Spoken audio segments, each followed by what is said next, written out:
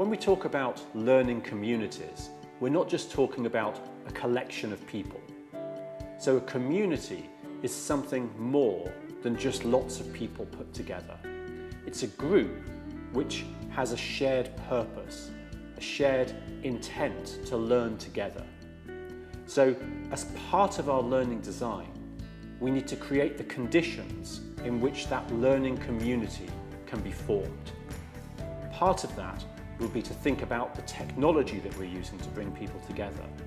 But we'll also need to think about the ways that people come together. It's like bringing together a group of people for a party. You have to choose the right people because you can't be sure that everybody will get along well. So we have to think about what factors may help people to get along better and what might be some of the underlying reasons why people would not share the same views or would not come together effectively. So our role in learning design is to create that space and to ensure that the people coming into the community are supported so that they can help each other to come together most effectively and form a true learning community.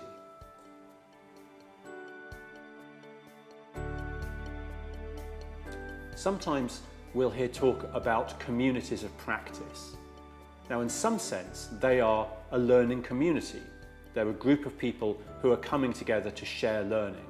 But a community of practice is a term that's typically used to talk about a group of people who are trying to achieve the same thing, a group of professionals who are sharing their experience, their tacit knowledge about how they do their job.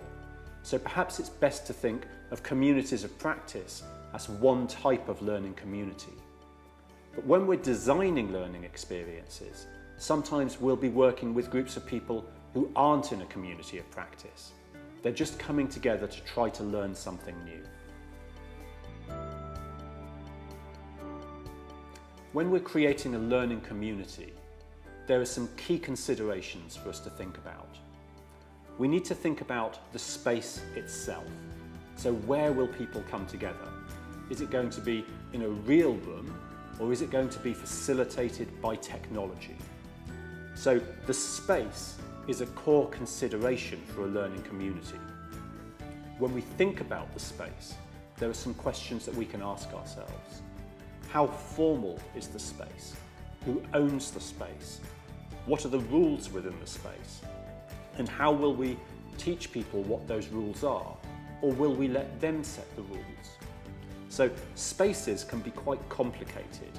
And the key thing to remember is that it's more than just the technology we're using. It's the behaviours that people exhibit within it.